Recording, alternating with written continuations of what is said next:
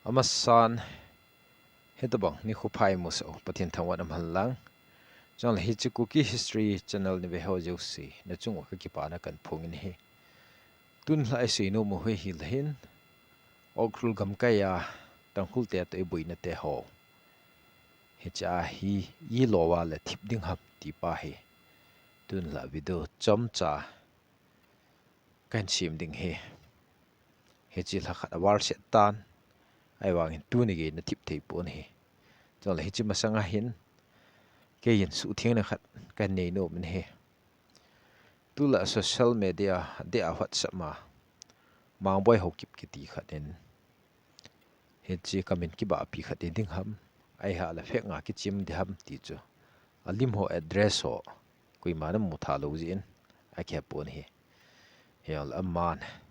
thuta chong le thing nui mi ho thu sin ho le em le ho chung chang thu nam lam kai ho chung chang thu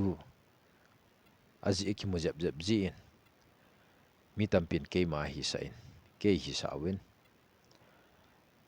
he chi chu ke man ke ai poi ti pa chu ka hin sei do no me zat le nam ga lai hung lu chung wa hin tu ade a he ta bang e ho nam sung he asimo mong abui mong hi ta ja hin i phat na deu han lang i sit na deu han lang i pilam hi yong le e ho ki tu mo na e ho sunga chat na tam ta ho he ki se yong le phat chum ding in kam mu lo ya hin he cho chu kin jang ka dan pon chong le hi ta bang hin bol ji ho he sei te ji ho hi len pon na nei mo gam chu ma hon he chi elam kai te ho han lang i thing nui te ho yong le amo mit mo na he nawa peng pengan se yi chu hin he chong le hi chi jel kan lu na yang chun mang boy ku ki ti khat mina hung ki sim thu ai ju ke to in help e hin tu chunga mang boy ho kip ki ti khat wat sama hung ki ta le ji pa yong hen ni khat le hin ke igam sung mo wa mi het thi ta kai a chun an jo le ke thu sei ding in min ke thil ji ding in ani gyal khawin tin chong le hit to bang ho he sima zong chang ne zo ngawin a thi loi ti te to bang ho hong su mo he pon he tuna hi chi article ho a khu lungpha mo im kha wa le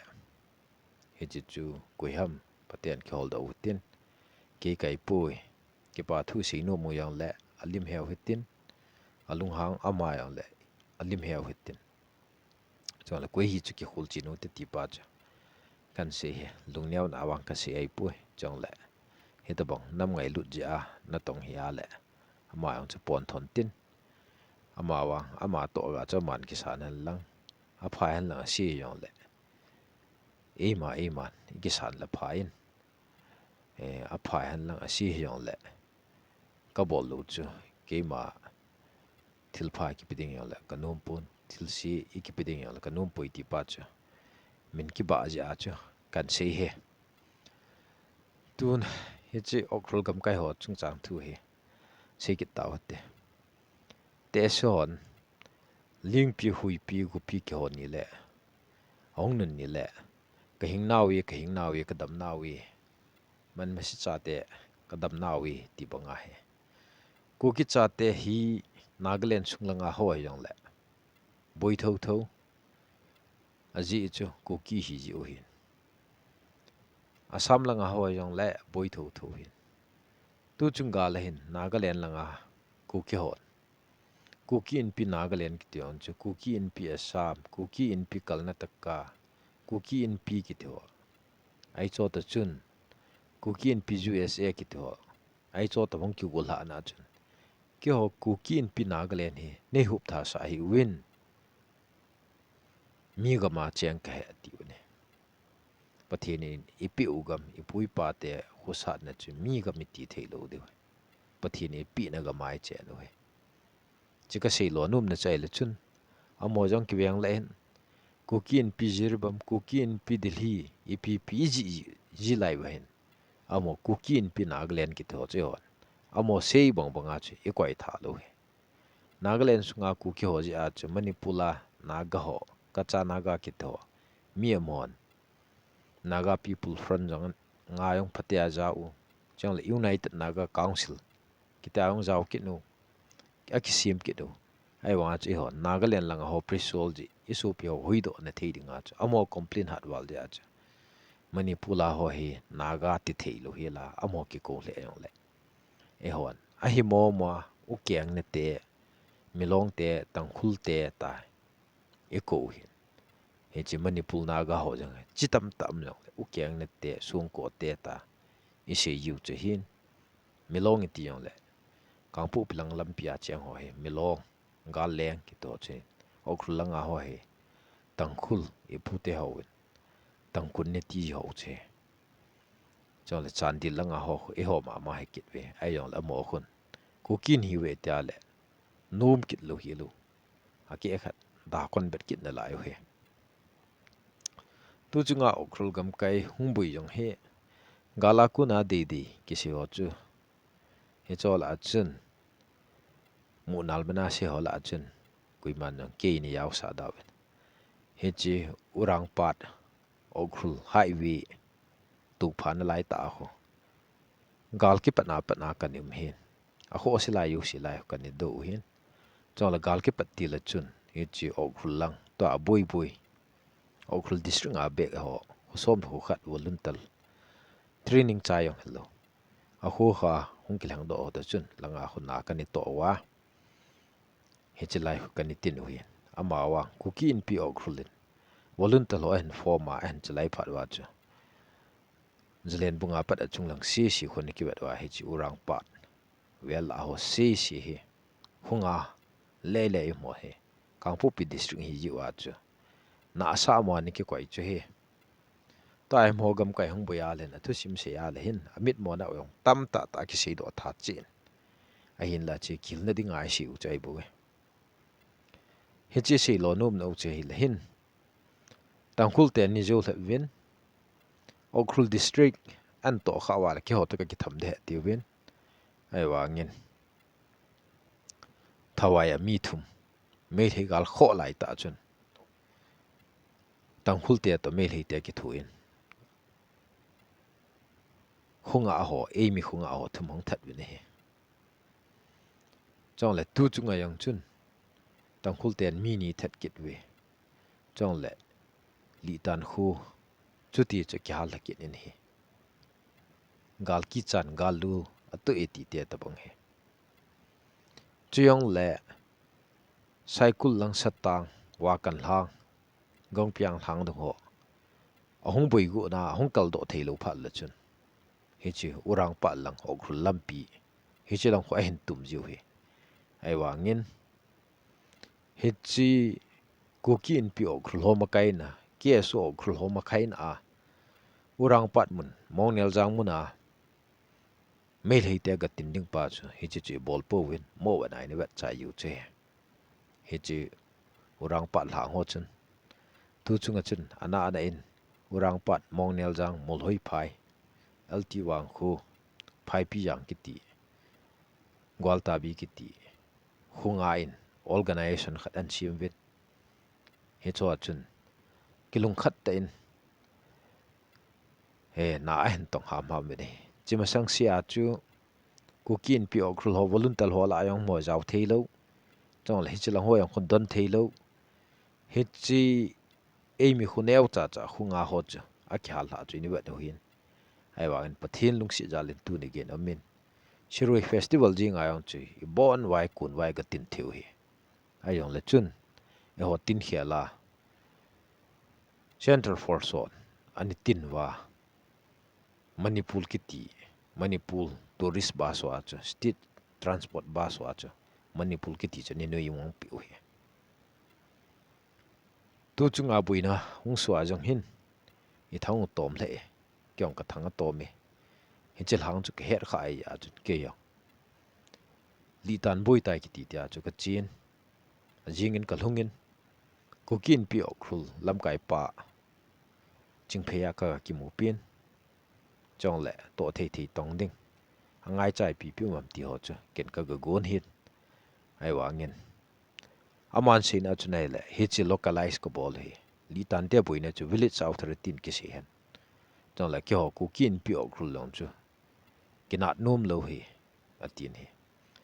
e hon amo ok hi lo pa ni ve po win chi khat nam khat hi ji wa chun kang pu pilanga pa na gal kap dinga ngal hon ling se na lai lu ti zat bam khat jong chum hin chong le he cho cho se da tang mun tin gam tin a ku na bui lai dal mong he ayong le local issue a shading he ti a chun kyong ka ta sanin chong le media ho voice of america te ho ko kon sanin chong le ko thi ko ding tang khul hom chen he expose bolding ti ho chu ka tu me ama wang he chilam kai pa ku na che unnecessary dana kom ji wa chun chong le thil ke ho ja agal pi su ding dana si ya chun ke ho jong lung no mo tan ka kinung le tawe ayo le khothum wa le na hal kong tho de ka tikit nin avel a gol ngo ko ma chun ka se chong le he cha chun lip lin vel a khun ku te hoin kha ka gi en he a jingin security force on mi pi tingin tangkhul ho in har sa taw nei le ka thang to ma mai ayong le he cha chun 80 loi kim han lang le ke ho ngam chu ma news speeding ki win chong la kui correspondent ki win ka expose di un he ka khu ki hal ha na chu I ti ki ho ka chi da de hom pola ni tin di hom ta chu mi pi til khuwa til do a kal tu so ki chaya license me thal ki chaya he chi li tan sung chu dal lu ding he anung chu automatic or dal ding he he cho chu bol thei ta pu we he ti chun tang hul ten chance la num na neyin e ho automatic chen ga la ku na ka dong la phathei pu ne he chu ka sei lo na chu hi la hin lung net na me gal ka pa chum hin chong le thula la ki sa ne chum hi idea ni ta ke tham ding ai bun hi tang hul ten sipai ho lo hi naga gal ma sa pai ni za pe wai ta bu ni he cho ta bang chi tu de ke pe chong le tu chung gal he tam zo a he anu no la nga hung tha pa ha no ai ki no tu ban wa kum thum wa kum ni wa la pa na he mi pi ga long su jai ta bun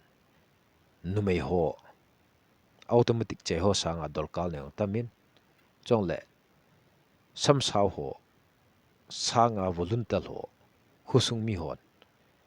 lunglin tai pen la wa le elol hin na diu tam pi me he cho ta bang chu central force ho ma sang a bol thi ngai jin hi thing noi hi ala chun thing noi langa am te ding amo mu lo a cha ding chi bol thi kin ha ala chun jirbam langai su pi mal ho thi ta banga chu a hon ai thi na diu yang chu ji he chi chu hin localize tu ni gen ki bol puni he ta si wang wa chun he ji tang khulo thui lai pa na hong ki chom wa he chi li tan ho ong hal la wa chong le mong kot dung sangkai dung hi tai su bo yu he chi chu ka sei nom he Nagaland langa jong objection e piwe kyo ku kin pi Nagaland he ku kin pi dang hot la ni yaw sa hi wen ta thu ni king he ayong le ma wa ko langa thel bui chu ku ki hi ja bui thu hi te son king na wi man masi cha te king na wi kadam na wi ti banga he in nam hi na hi ki sel thi wai pui chong le inat na wi thu gan thin ho hi ki thu hulu dil hi ku ki hi ja thi le thi wai tai hoi lai am jong le gi su boi lo hoi lai am jong le ilung niao lo de koi ki su boi sa lo de ki thu jing de hi taw na jong ki kop jing de hi taw na ki kop ding amina min pha lo ding tangkhul dong ki su thei lo Nagaland lang naga ho yang ki su thei chom do hi hin ji chu het de hi tuna hi chi okhul gam ka ya tangkhul te hi zo taw te ti wa len pi bol de hon ke in ka che chun line ka lai hi chi ho chen ai chen the hi wa le hi chi li tan chung cho mon de ki bola le gi han lang pal jong le lam kalanga apu so ni sim ho pumpi ri men ho na sim ho chu he cho chu long som wa le tha khum le ki chai ying thu thip yen jin pe nai bola le e ho mit moi chan diu hi ai yong am hot an bol pe na cho chu bowling hi line ka lai ai yong le e man personal la langa pa na thil ka pu cha ha in chong le he chi ga hi ka wa le hin zone di ngai ka wa le hin pathin to pan khom ji ngai yin jidon pumpuma ngal kap di nga le plan jong adon wai dam thi pu ne pathin ko na hin he che lai thang ko ki gam mundang dang sanga he cho khul district he sumla pai langa ning thing hin sina kai thil ten duty post aki sim lai we yong chun e hon pa chalia kun dinga he thai hol le le he ike ba mo dan ho chu journalist so hin ki pui ying yong le igam ba chu pa cha pa amu ma chat ding ti na hikit bu ne ayong le chalong ho chu sei de bu te tu ni khwai na amon jong bol ni hon jong bol hi ta bang thil ho ki bol na he e ho yang tam ta ai thiu chong le ta sang bui na tu ta sa gal pa thio chu lagaw su chang tam pi mi ama wa number 4 lo la ai ja thio he lagaw su cha nam be lo hi chi lagaw gal he chong le he chi tu chung gal he zo te ti wal hin he chi tang khul te hin da ni so na pa na he saw he e hon jong gam le ni bol de hi e pola khule le nga de hon thing lang mi le thing lang mi ki tham dinga manipur government aman cha ho tang khul te bon che kan pi ding yong ai nai sai pun he choi ki chat de ngai pui polai hu da la de hon he chi ching phei langa pa na di tan langa pa na ka kinung le ke ta yong chun he chi gam kai ho chu azam tam pi amin ka chi ni ying yong chun gari ja lang to ke pe le sa pol min a pa na cycle kan ju de yong chun ini guk te ho he zam de be mai ni hui ai yong le na zam be be hoi lai na pha du ta cycle la kang pu pya kan le dal sa du ne ka ti wi chong le wolun tal lam kai khat tol lip li na cha ka tin wa gal jam the loading grouping center mol nu ma na sim du he ta cha kinung dal lu he damo wi si na ki le mo che ambulance ko pi wa ni ta cha cycle lang alhun sa go no he chong le ting pi bung wel la he ambulance to win ti ta cha kani sei wa gari ho he ki khat ta ka sol jiu che thil si bol he ha pon on thil si bol num po win ai on lam hon bol la le hon yong bol de wi tang hul te hi mi mei sang te hi win e ho gam le ngai chiwa sa kap di mu lu ni le juli pon ki kap ji ta bang wa he amon jong nu naw cha pang ho chunga tu pha chunga hong chu yu he ba cha ka mai chiwa kap di mu lu pha nu le thang ki puin kap ta bang wa he ki sa yu hin amo hi sipai kulpi bangkal ki simpia bang sang ta ki gat pia chiang jong hi di pu we e hon jong gamilian wa le amo yong thip jing de lo kun jang tam piam we tui sim jang tam piam we he cho chu iti e hon bol the lo ham chong le sina kai thil ho yong chu bom din ho gal ha amo yong ai pu ai yong le bai che ke na shu che e ho zo ai tin mi ki thap sa we tu ne hin tang khul te hi he cho khru lang lam pia jong awa le ngam ta pu we ipiji nam a phat lo ji hi palmine na tu pha ding ti wa le tu ne hin he chi urang pa thang hon lampi ki lai hu bung pi ta su mat go no hu chang win na su mat jo po win muwan lai diary ki ti khat ayong chun pan pi na hin thum win che hi ko ki nam pi dinga na tonga hi bo we he chi urang pat wel la hunga hu kilometer nga ham khat sunga cheng hi wang wa ko he chi hu au khul ten tang khul ten au khul gam kai yu si amo gama sei bang wa ko he chi hu cycle sub division kang pu pi district hin he chi lai hu aki chat pe nu hin lampi ki kala la hin chong le jalen bung lang chi ne hin chong le au khul lang chi ne hin thoji ki ti thowai lang zut na lampi hin siki bung ne lang zut na lampi ho hin he chi a hu gwalta bi mong nel za nga khu a ho pa su ke hin hi chumun khoi hon hupi ling se nai sim wa le lai hu phatai pen dat wa lampi ho phate ai su lung wa le noni district pumpi kachal lampi jeribam lampi zoyang tek ten achang le le wa tu phawa milong te cha thilu to banga ho hi chi tangkhul te he nung cha thei ding yong ai pu tuni ni khwa hi urang pat hlang hon mong nel jang hlang hon bungpia pa na lampi ki lai pau hu ilai lung dingu he cha hu gypsy ho bai chhe na lut pha le he chu urang pat muna hu cycle police ho bai chhen khe na am pha le acham lu hi la he chi tangkhul te hi lam la thei ta lo de helicopter la to jol jol ngu jang le ipi ki pu do de wai pu he chu hu mina ki cha khu zalen bunga pat achung lang si ho sangkai lang ho thu tangkhul te thu anun pau chu he chi hwai pun amon ki chat pen he dang ai pu hi chi Sadal Hills Kangpu pi district be neu cha de yang le hi chu ku strategic mun hi i police ok tu sawa i ho jang phata ai chen thing wa le hi chi ok khulte tangkhul te chu cha thelu hil ding hi ti pa hin ani jo lungyal the hon hi chi urang pat lang hon lampi bung pia pa na su pa hu i su lu de wi amo hong do wa le adang khu abai sai kit bon hi thu bu ya le li tan police ok police hon zilen bungge khu nom taung ke phau hin hi chu banga chi hon jong mahade ma khu urang pat te ga ri tin pi kit jiu hin e hon hi chi kui man tin na thei lo hi la cycle langa pa na bung pia leng do ding bung pia pa na urang pat hung kum dik lampi pai patai ki sim wa le he chi ok khul te he tang khul te he atham ji bai che khen he ti pa cha kan sei no min chong le e hon jong gam len pen tau te ambu sa bolu tin lo kun ho kap tau te hi chi chi bol to ka wa cha mo he lang ying de hi we chong le kang pu pil hang lampi to phau he isu piu pai de ten to pha yong le thil lin ta dal do na diu hi chong le e hon tu ni khwa hi nam pi ma chal na dingin e bol do thi po we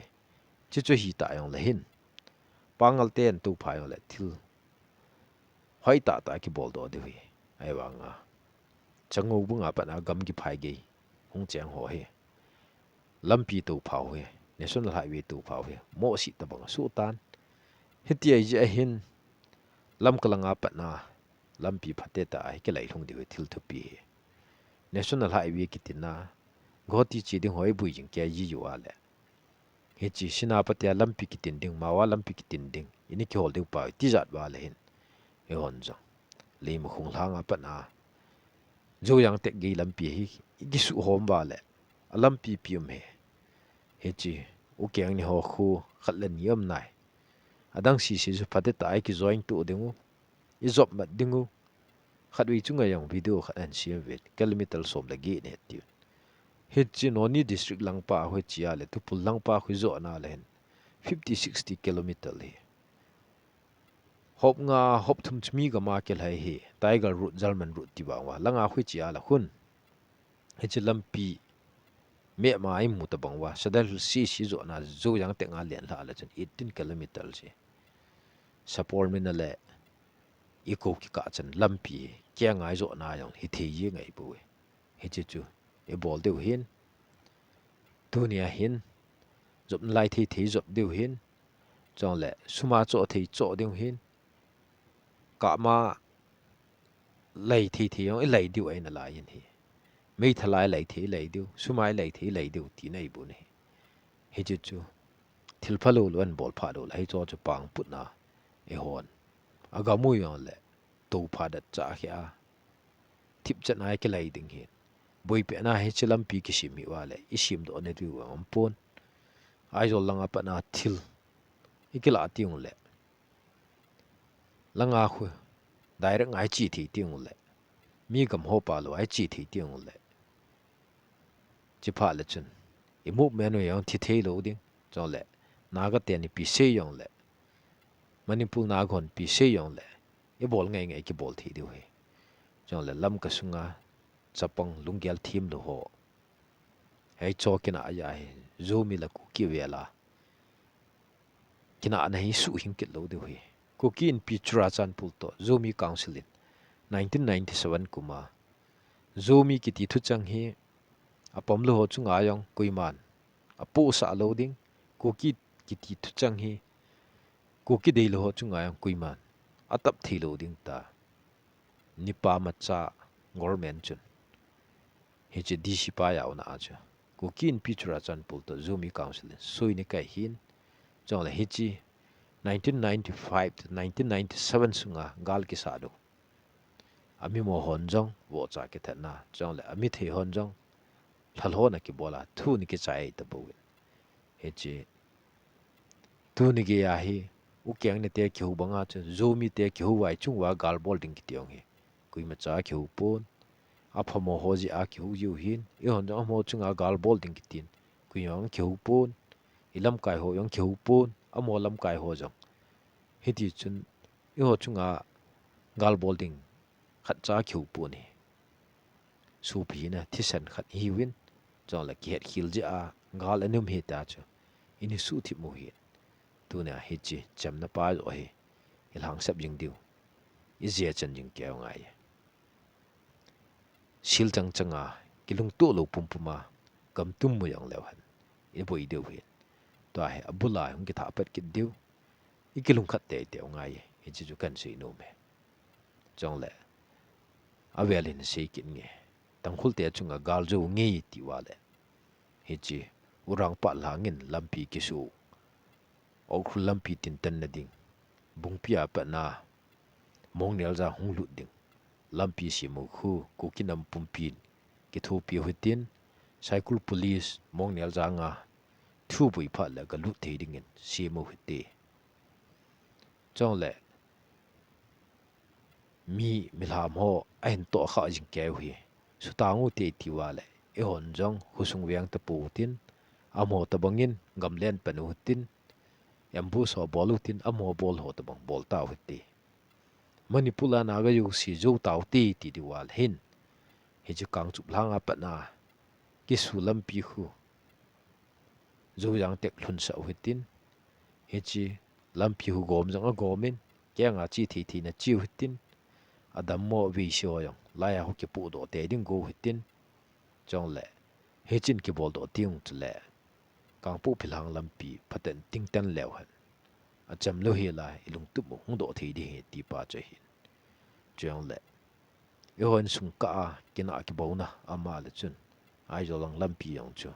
abuya bui ding hin singa langa ki vel pa khel ki ding ti pai muk langai vel ding buina ja chum ble khat ngleng do ki ding hi hetia ya chun chin ku ki in sung lam ka langa cheng yu si kilung khat te te ngai ye ti pa cha kan se hi tu ni ni khwa